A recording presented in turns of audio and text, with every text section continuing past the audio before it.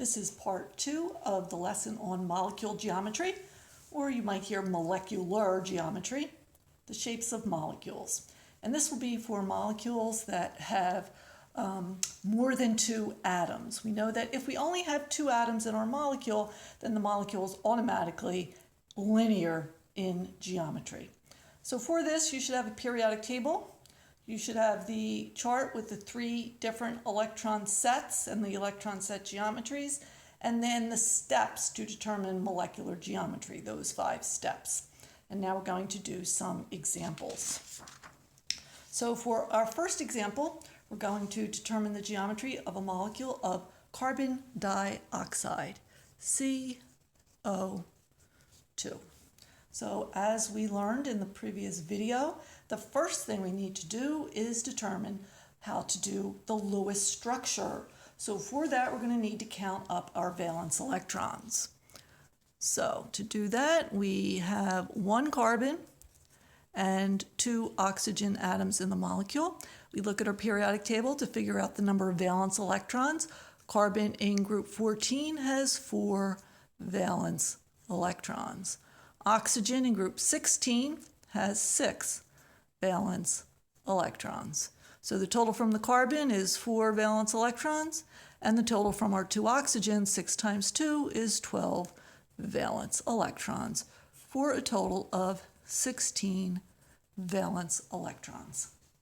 So now we can do our Lewis structure.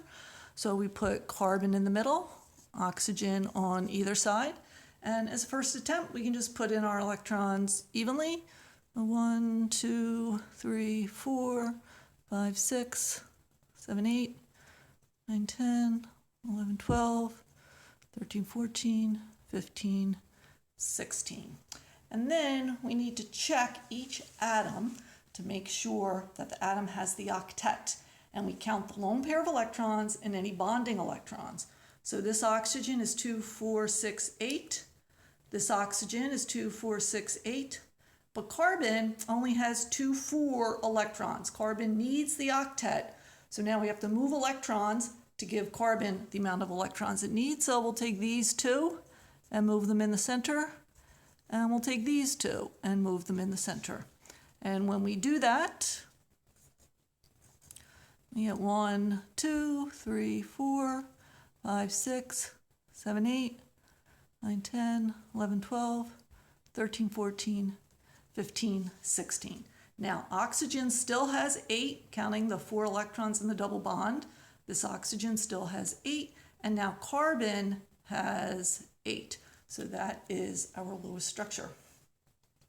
Okay, so step 2 to determine the geometry is to circle the electron sets. So we have 1 set here and 1 set there. And remember that a set can be a single bond, a double bond, a triple bond, or a lone pair. So this double bond counts as 1 set. So now we're going to determine the electron set geometry and our geometry for 2 sets. So we have 2 electron sets. So that means that we have a linear electron set geometry. And now we draw our skeleton. So we have carbon in the middle, and then we do our 2 sets. So this is not the Lewis structure. We already did the Lewis structure. This is just our electron set geometry. So the next step is to put in our terminal atoms. They're the atoms on the end. So they're the oxygens. And any lone pair electrons on the center atom, which is the carbon. And we don't have any lone pair, so that's it.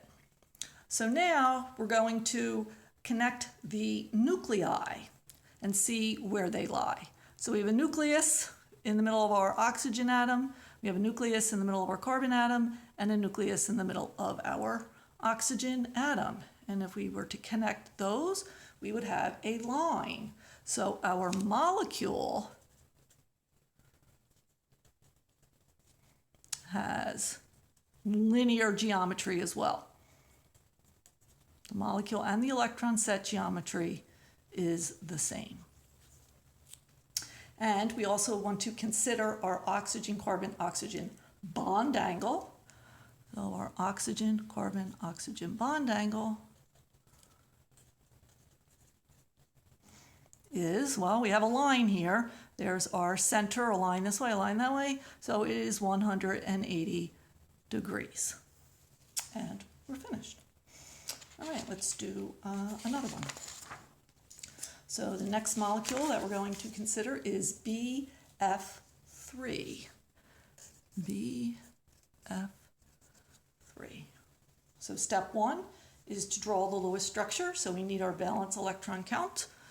So we have one boron and we have 3 fluorines. Boron, we find it on the periodic table. It is in group 13, so it has 3 valence electrons. Fluorine, it's a halogen. It's in group 17, so it has 7 valence electrons. So the total from boron is 3 valence electrons, and the total from the fluorine, 7 times 3 is 21 valence electrons. So we have a total of 24 valence electrons. So we put our B, our 3 Fs. And now, before we start putting in our electrons, we have a halogen. And we learned that halogens, they're only going to make single bonds. Only singles. We don't see double or triple, only singles. So let's put in our 24 electrons, remembering that. So 1, 2, 3, 4, 5, 6, 7, 8, 9, 10, 11, 12, 13, 14, 15, 16, 17, 18, 19, 20, 21, 22, 23, 24. And we're finished with electrons. Each fluorine has 8 around it, counting the shared, but boron only has 6. And we just said that we cannot have a double bond for fluorine. So boron is an exception to the octet rule. In some molecules, boron will only have 6 electrons around it. It will not have a full octet. So let's write that down. Boron, because you need to remember this, is an exception to the octet rule. Sometimes it only has 6 around it. Okay, so now we're going to continue on with our steps. And the next step is to circle our electron sets around the boron, around the center atom only. So 1, 2, 3. So we have 3 electron sets. So we check, and that means that we have trigonal planar geometry. Trigonal planar electron set geometry. Okay, and I'm being very specific about what that trigonal planar is referring to. That'll be really important later. So now we draw our electron set skeleton, putting our boron in the middle. So for 3 electron sets, we put one up, one over, and the other one over, going in the other direction. And now we put in our terminal atoms, our 3 fluorines. We don't have any lone pairs on the boron, so that's it. So now if we look at our nucleus, nucleus, nucleus, we have a triangle and all our points are in the same plane. So our molecule geometry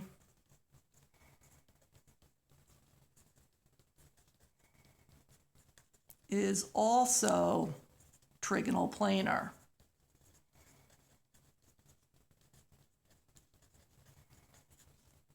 And we look at our fluorine, boron, fluorine bond angle, our FBF bond angle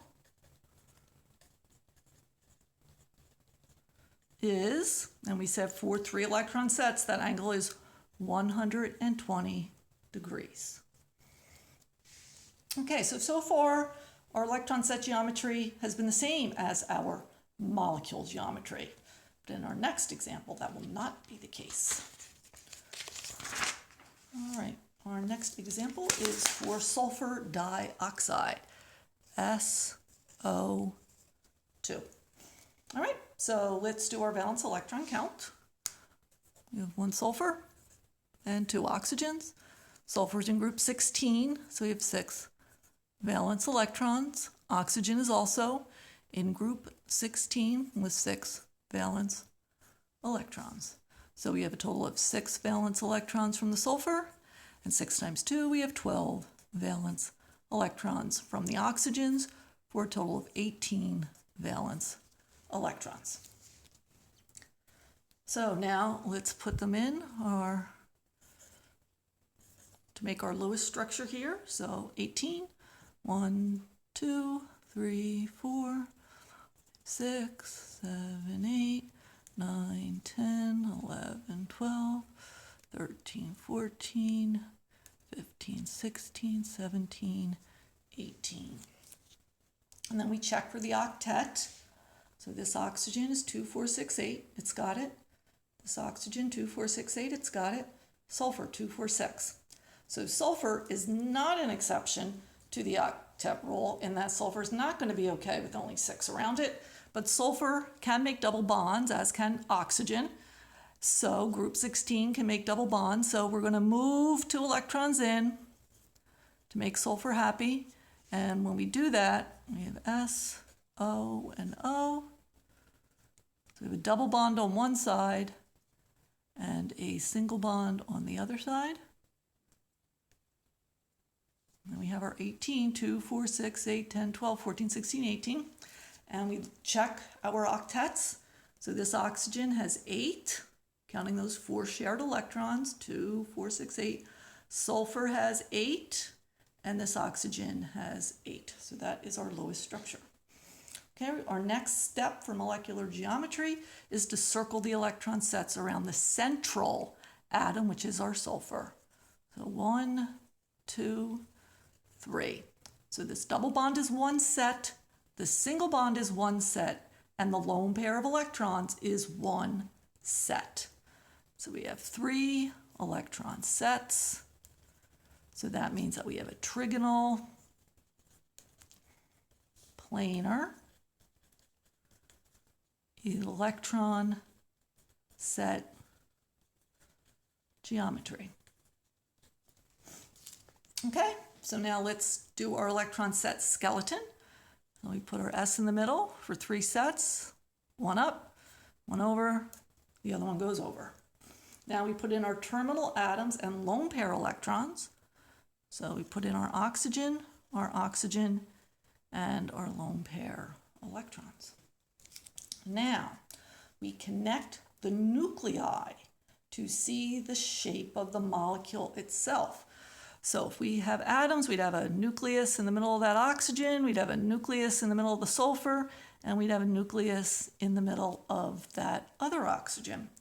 The lone pair electrons are there, they're taking up space, but we don't have a nuclei up there, a nucleus up there. So we look at these 3, and they're making a V. So this is, sometimes it's called bent.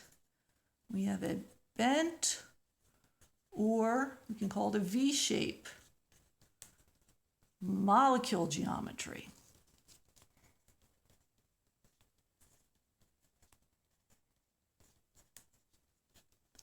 So in this example, the electron set geometry is trigonal planar, but the molecule geometry is bent or V shape.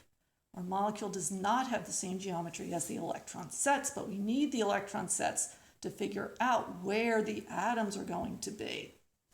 And our oxygen, sulfur-oxygen bond angle is approximately 120 degrees. And I'm putting approximately there because the lone pair electrons take up a little more space than the bonding electrons. So the lone pair electrons kind of squish this angle a little bit. So it's probably a little bit less than 120, but that's not something that we need to worry about. All right, so let's do another example. And we're going to look at our Bunsen burner gas, a molecule of methane, which is CH4. So let's do our valence electron count. So carbon, we have 1, And hydrogen, we have 4. So carbon has 4 valence electrons because it's in group 14. Hydrogen, of course, only has 1 valence electron, so times 4, we get 4 valence electrons for a total of 8 valence electrons. All right, so let's do our Lewis structure.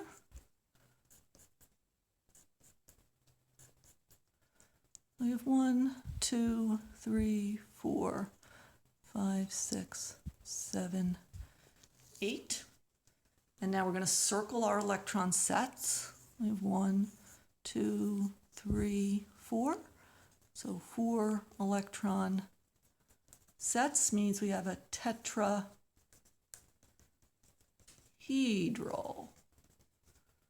electron set geometry.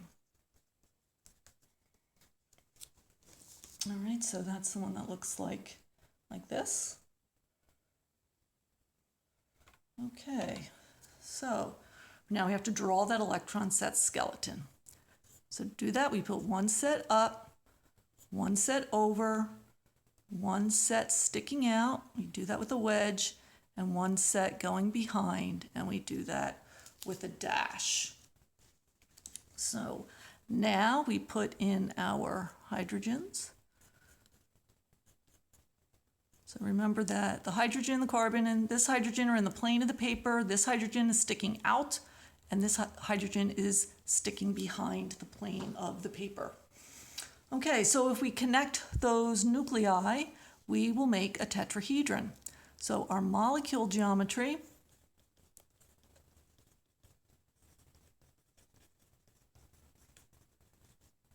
is tetrahedral.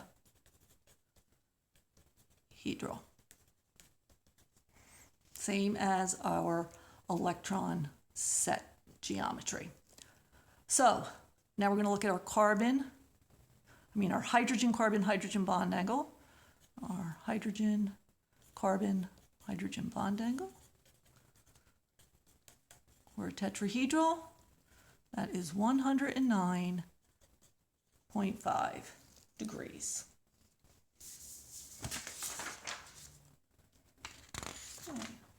Our next molecule that we're going to look at is NBr3, nitrogen tribromide. All right, so let's do our valence electron count. 1 nitrogen and 3 bromines. Nitrogen in group 15 has 5 valence electrons. Bromine in group 17 has 7 valence electrons. We get 5 from the nitrogen and 21 from the 3 bromines, giving us a total of 26 valence electrons. So now we put our nitrogen and our 3 bromines around it and put in our 26 valence electrons. We'll just put them in evenly. 1, 2, 3, 4, 5, 6, 7, 8, 9, 10, 11, 12, 13, 14, 16, 17, 18, 19, 20, 21, 22, 23, 24, 25, 26. And we check each of our atoms for the octet. Bromine, octet, octet, nitrogen, octet, and this bromine, octet. So that is our Lewis structure. So now we're going to circle the electron sets around the nitrogen only. 1, 2, 3, 4. So we have 4 electron sets. So that means we have a tetrahedral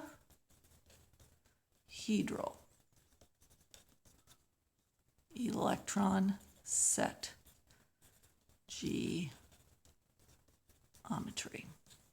Tetrahedral electron set geometry. So now we're going to draw that. Let's put nitrogen in the middle. Our electron set skeleton here. One set up, one over, wedge sticking out, and dash going behind. And now we put in our atoms and our lone pair. I'm going to put the atoms on the bottom. So when we have that, go this way, we're going to put our atoms on the bottom and our lone pair on the top.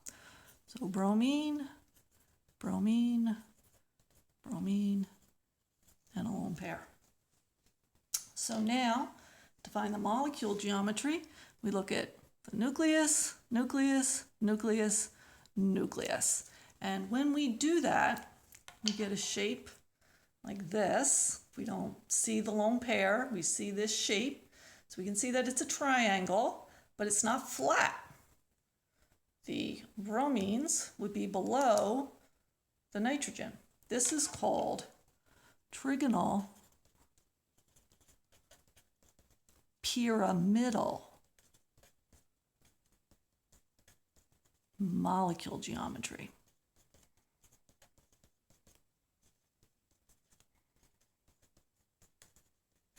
Trigonal pyramidal. So that lone pair of electrons is there. It's influencing the shape, but when we do the final shape, it's like we don't see the lone pair. We just see the nitrogen and the bromines, and they're in a triangle, but in a pyramid structure. And we look at our bromine-nitrogen-bromine bond angle, BRN-BR bond angle. And that is, it's a little bit less than 109.5. Tetrahedral is 109.5, but the lone pair electrons take up more space. They kind of squish these bonds a little bit. So our bond angle is actually about 107 degrees. But as long as we recognize it's around 109, that's fine. Okay, and then our last molecule is good old water, good old H2O. So do the valence electron count. We have 2 hydrogens and 1 oxygen. Hydrogen is 1 valence electron, so the 2 of them give us a total of 2. Oxygen in group 16 has 6 valence electrons for a total of 6. Add them up, and we have a total of 8 valence electrons. Put the oxygen in the middle. 1, 2, 3, 4, 5, 6, 7, 8. So remember, hydrogen is only going to have 2 around it. When it's in a bond, it's only going to make a single bond. So now we circle our electron sets. 1, 2, 3, 4.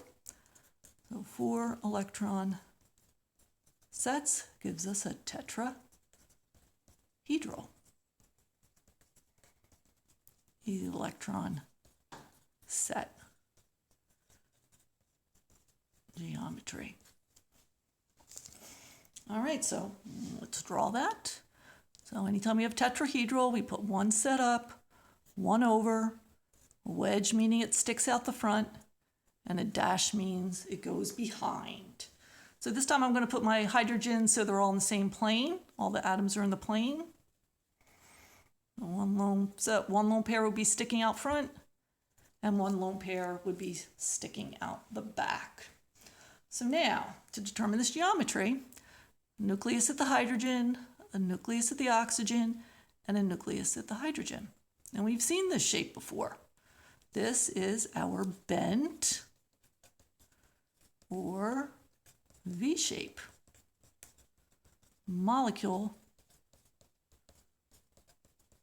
geometry. So here our electron set geometry is tetrahedral, but our molecule geometry is bent. And now let's look at our bond angle there, our HOH bond angle. So we know that tetrahedral is 109.5, but our lone pair of electrons take up a little bit more room, so they kind of squish that bond angle a little bit. So our bond angle is actually 104.5 degrees, and that has been actually measured very accurately.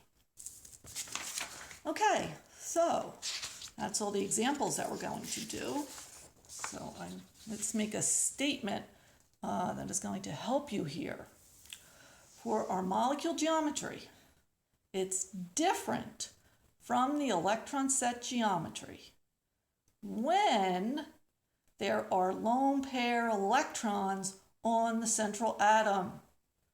That's it. if we don't have any lone pair electrons on the central atom, then the electron set geometry is the same as the molecule geometry.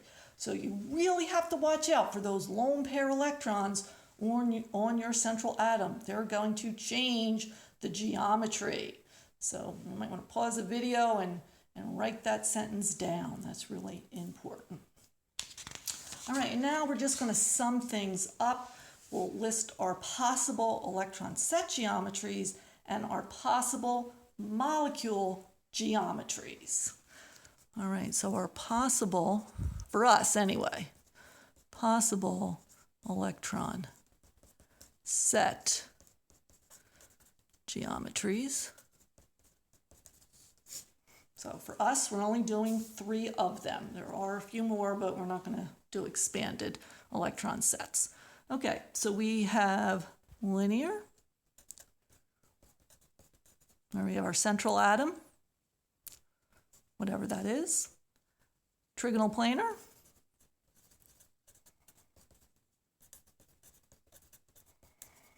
Our central atom goes here, 1 over, like that. And then our other one is tetrahedral. Tetrahedral, 1 going up, 1 off to the side. Wedge means it sticks out. Dash means it goes behind the plane of the paper. So that's it. This is 2 sets, 3 sets, and 4 electron sets. And from these 3 sets, we end up with 5 possible molecule geometries. So over here, we'll do the possible molecule geometries.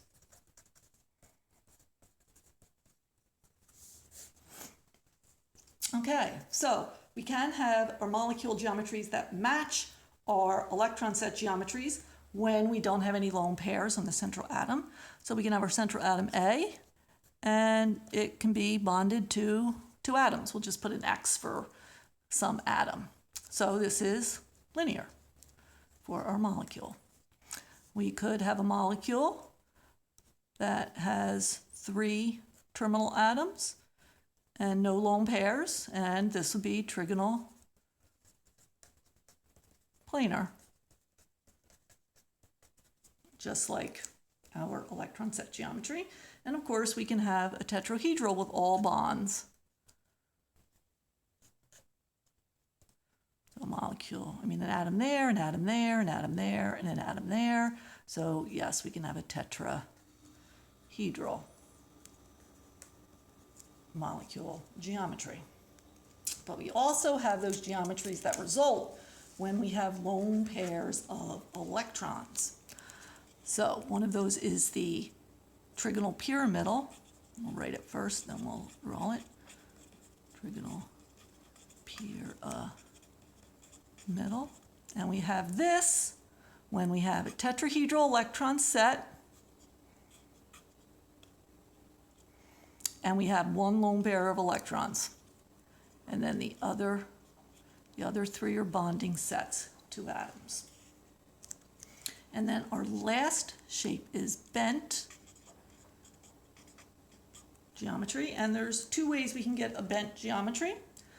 We could have a tetrahedral electron set geometry, up, over, sticking out, going behind, but this time having 2 sets of lone pair electrons and 2 atoms, like with water.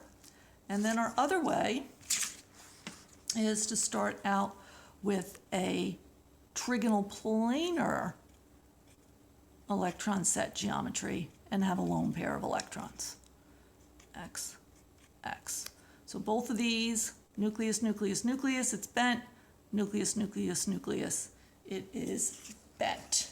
And so let's just look at some models of those. So here we go.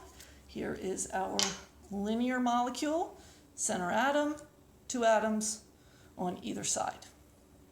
And then we have our trigonal planar, atom in the middle, 120-degree bond angle, atom, atom, atom.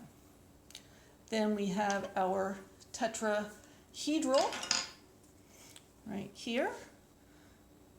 So we have our central atom.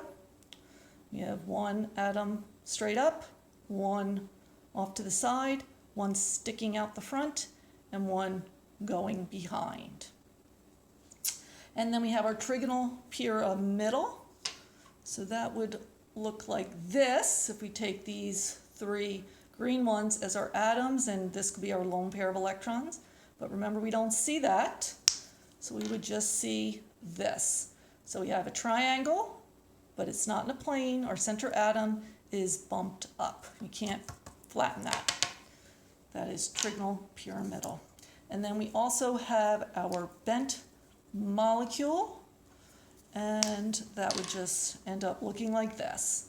So we could have one lone pair here that you wouldn't see, or we could have tetrahedral that you couldn't see. So bent just looks like that. Three atoms, but they're not in a line. So that is different from this one. Both of these have three atoms. This one is linear because there's no lone pairs on the center atom. This one is bent because there's got to be lone pair electrons on our center atom. All right, so you might want to take a screenshot of this, or make sure you have a good copy of this in your notes so you'll be able to do the worksheet.